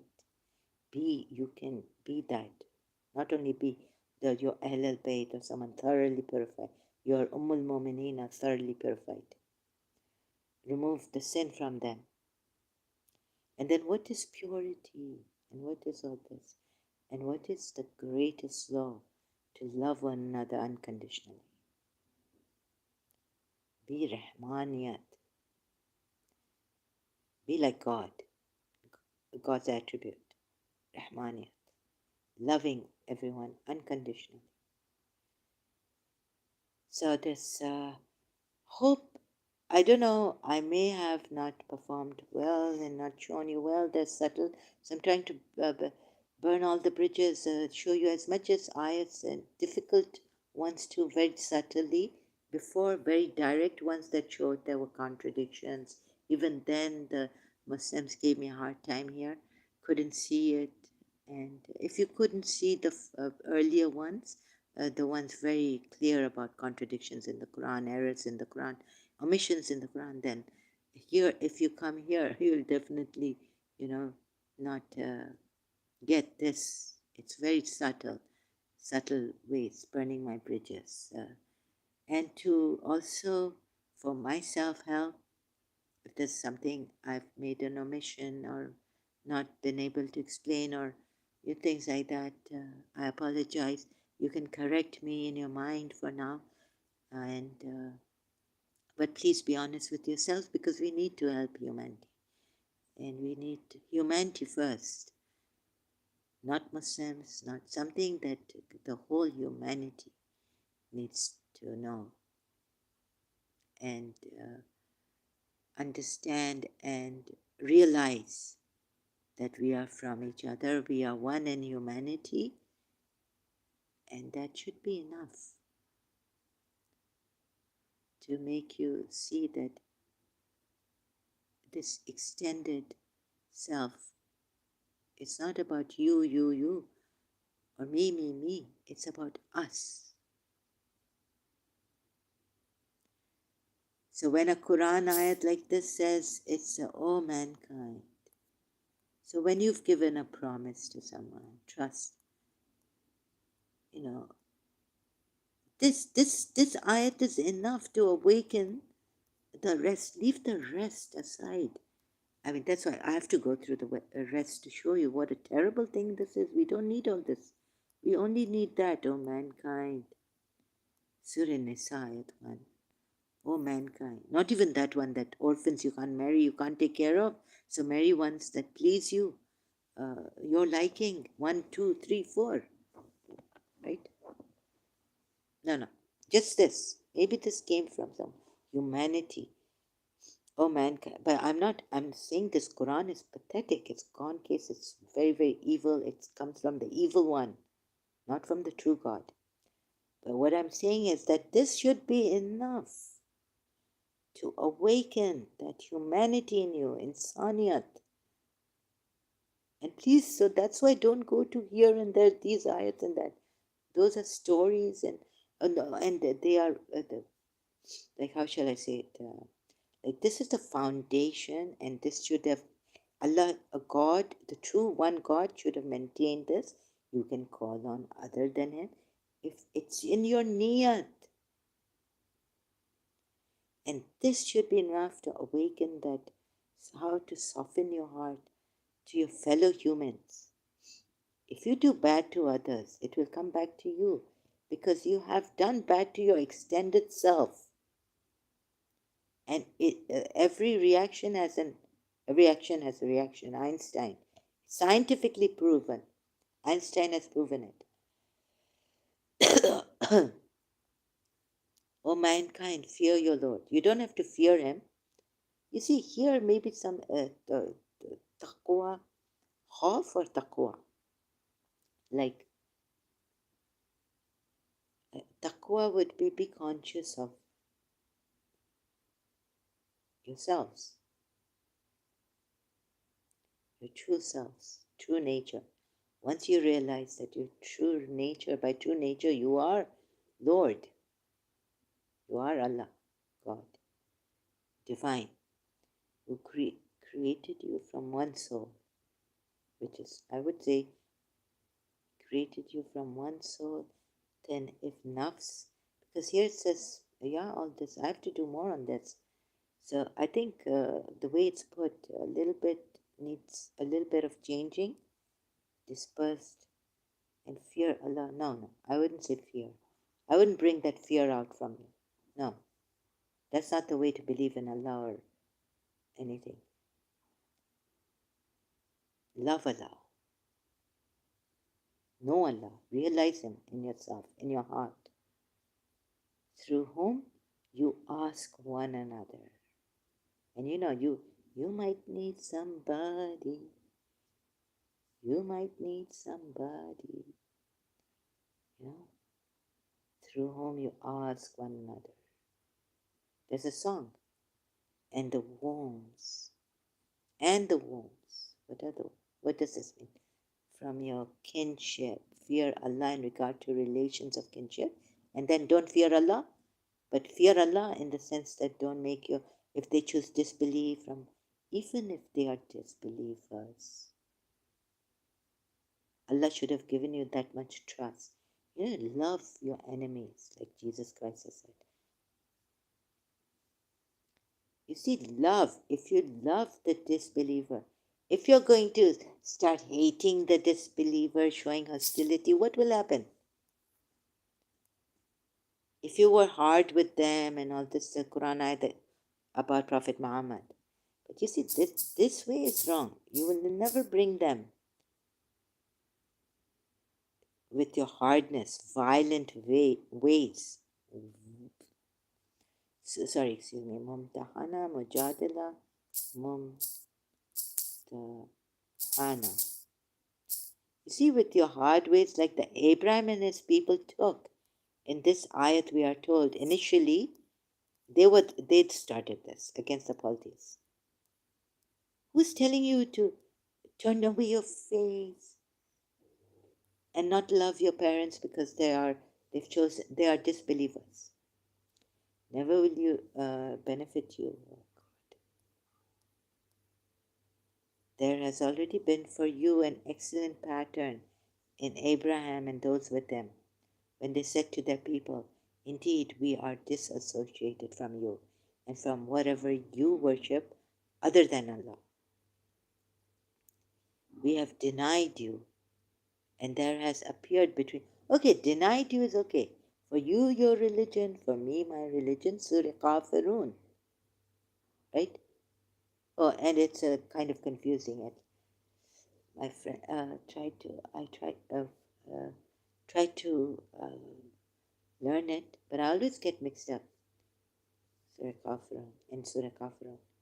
Wa'abidu mata'abidu, wa'abiduna mata'abiduna. And it goes, I get confused. What did I do? What have I said it wrongly? So, for you, your religion, for me, my religion, I will not believe in what you believe in, you will not believe in what I believe. No. We have denied you, moreover, I said this, and there has appeared between us and you animosity and hatred forever until you believe in Allah alone. No. You know, the greatest person is the one who loves, right? Even the ones who hate you, but you do good to them. What do you have to lose to do good to others? You're being told, turn your face, deny them, and not moreover, be in enmity with them, have animosity, hatred. Hatred. I'm telling you, this is not true, God. So I brought you back to Surah Mumtahana, which some of the Muslims, even Shias, would have asked me to come here first, but I came here the last. Right? So please don't get, this is not right. But, but give us this ayat. Our Lord, make us not objects of torment for the disbelievers, and forgive us. Our Lord, indeed, it is you who is the exalted might and wise. There has certainly been for you and them an excellent pattern for anyone who hopes in Allah. Allah is free of need. Perhaps Allah will put between you and those to whom you have been enemies among them. You have been enemies among them. Now, who's the aggressor? Abraham and his people. Affection. And Allah is, why now Allah says that? First of all your money is gone. He has to rob caravans. How are you going to pay them? Give them money? Spoils the war. You see, all that is the polytheists. They're, selling their goods, hustle and bustle, trade, all that. Because they were inviting people to the Kaaba. It was a trading place. It was a worship place. It was It was for everyone. People were coming there from all over the place, trading in spices, this and that. Now you've left there. Now what? Only Allah will provide for you. Now, where is Allah providing for you? Spoils the war. You know what spoils mean? You're taking the crumbs, but yeah, you are taking the riches also, Yathrib's riches. Spoils. You are taking the leftovers.